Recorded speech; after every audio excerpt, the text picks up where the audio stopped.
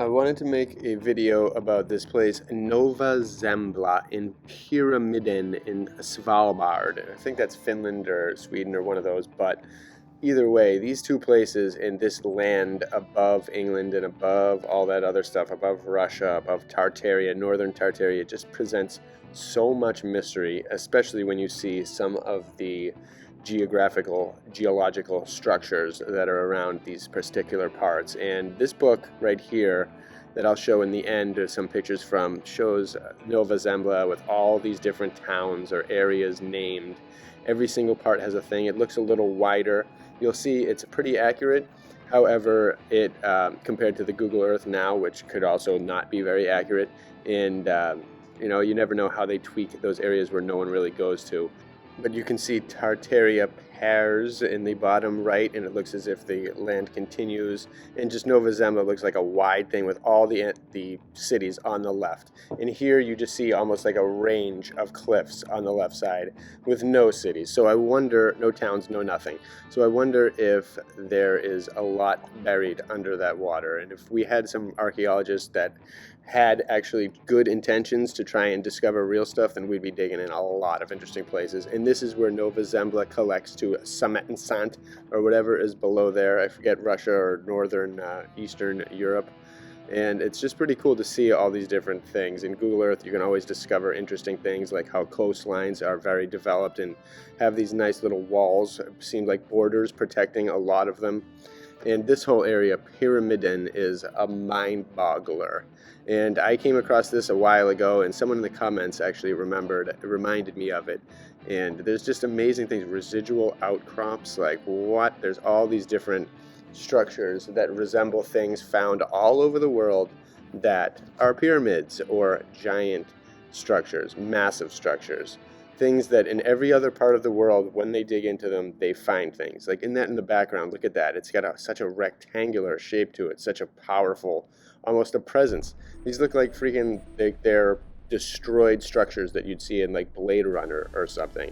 As if that was a huge ancient structure that was just carved into or grown into the ground or built from a dawn of time, and it just got smashed, wind blown against it, and now it's just a pile of dirt and rubble on the outside.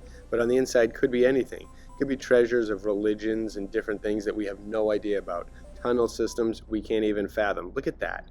How is that not? Boom, it's right along the river, so the wind blows all that dirt along the outside, and that looks like melted things. All over Petra, all over Egypt, these places would be excavated and they would discover things. And in Egypt, they're constantly excavating and discover things. Imagine what's in the Alps. Imagine what's in Tibet, the Himalayas. All these different things that could be, they look like just ruins and pyramids and dirt piles and stuff to us, could be amazing things. Like the top of that one is outstanding. All of these, this bird's just saying what's up. He knows the secrets, maybe passed down through his collective memory in generations, but look, like what is that? Or what? At least that land was way bigger, and there should be huge pieces below it if there's been erosion, but that is something spectacular. That isn't right there. These are the cities that are in ruins around there. And these are just different settlements. And you'll see in that book later that I showed you that had all the names on the coastlines. And those places in the pictures they see, they're just primitive houses. They're definitely places, it almost seems as if, and that's from the 1600s or I-1600s, 600s. And it's as if there's just like, they had heard of things up here and they were trying to find them, but they were so long gone. Again, look at that. What? If you were to uncover that, you'd have to find something. We always hear stories of the Grand Canyon and different places that are blocked off from access and different things that were found there and taken by the Smithsonian or other collectors all over the world and hidden. These places haven't even been touched. They haven't even been slightly excavated. And who knows what's in those, how deep those go, what's in the center. And this almost again leads to like our past, our amazingly ancient past that nobody knows about, no books have survived about, no philosophy or anything has survived about, no one's really even theorizing about because it's beyond fathomability, and it's just kind of what we need to almost dig into. It's what the true ancient creation, the start of this place was. Was it all a massive engineered project? And we are just in the devastated period of it. A lot of people are talking about the 1,000 years reign of paradise and utopia and everybody coming back to the golden era, and are we past it, and are we just in the limbo phase at the end, or is it coming still and we haven't even come close yet? But with all these different things we're seeing, all these different architectural wonders, artistic wonders, creations, things of the past, explorations of the past, accomplishments of the past that we can't even come close to today, so much that we have to fake doing certain things that might have been easy to them. It's just proving that there is so much we don't know, that if there were giants here, which we know there's been definitely fossils of giant beings, and if you find one, there's got to be a lot out there. So that just infers so much, because they could build those buildings. They could make massive structures like this. They could build huge pyramids of stone like this, where a stone to them that's like the size of these stones would be like putting bricks together for us, or like Legos. And it could so easily be done with the imagination. And if that history has just been eradicated, it's been so long gone, it's just no shreds of it left, the only way to discover it would be to tap into these mountains. And someone should just do it. A mining company or something. Who cares? These things are they're just here, they're not housing anything. Definitely excavate that.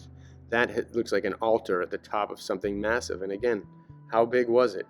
What did it look like? What was painted on it? What was it to worship? Did it coincide with the celestial everythings? Who knows? PYRAMIDEN?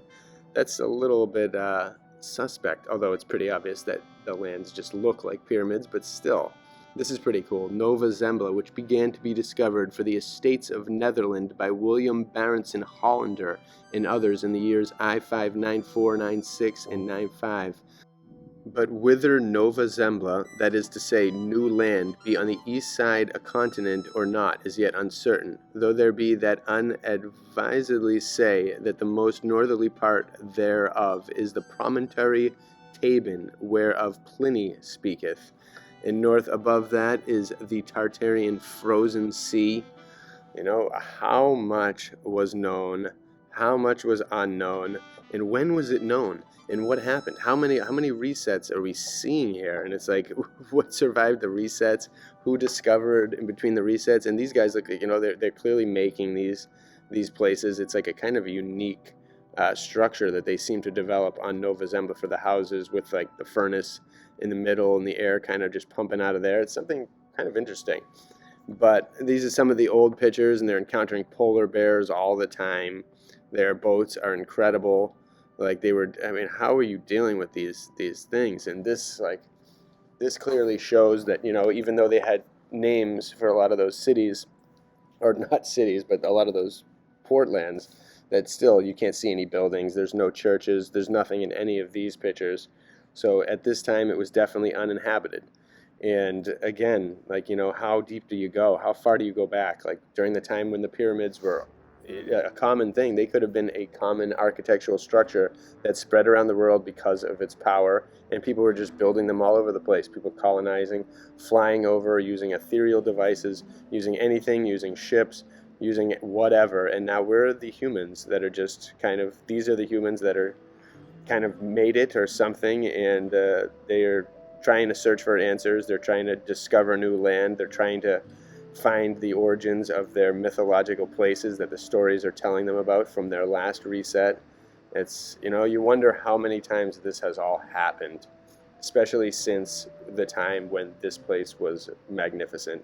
And you really have to, when you see places like Petra and things that, when archaeologists dig into these places that look just like these places in Pyramiden, and just like things you see all over the place, and just like how in Mexico and Central America, they're constantly finding Mayan pyramids and things that just look like hills and have always just looked like hills, it makes you wonder what's in everything and how deep everything goes.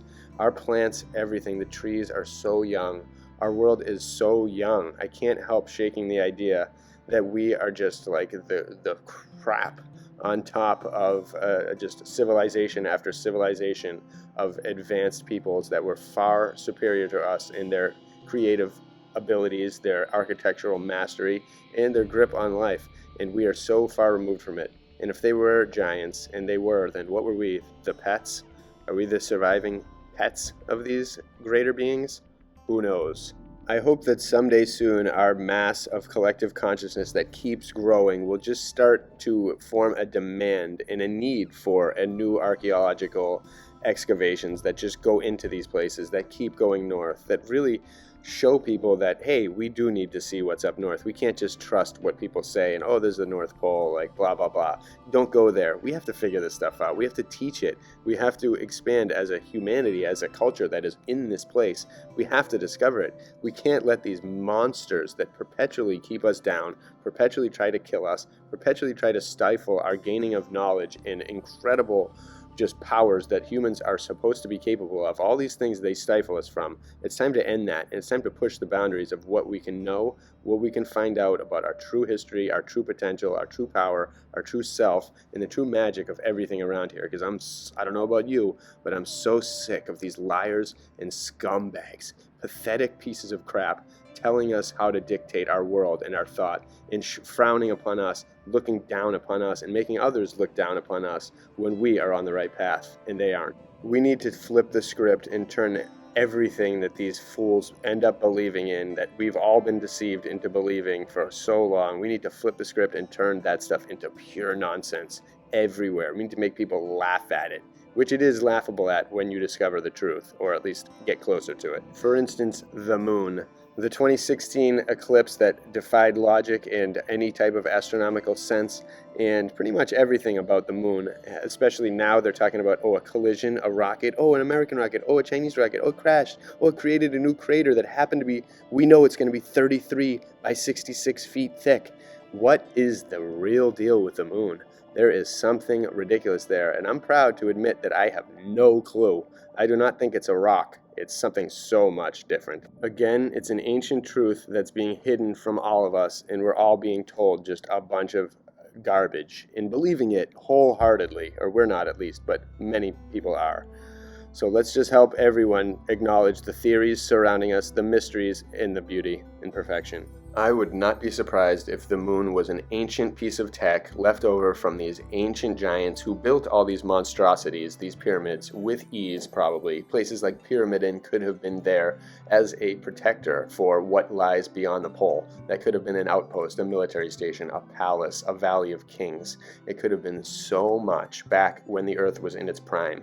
We are clearly seeing and growing and living on the remains of a lost and amazingly advanced civilization of people, gods like that were so much superior to us and our little tiny selves and capabilities. We will get to the bottom of this truth and bring the world back to this miracle. Bless you all.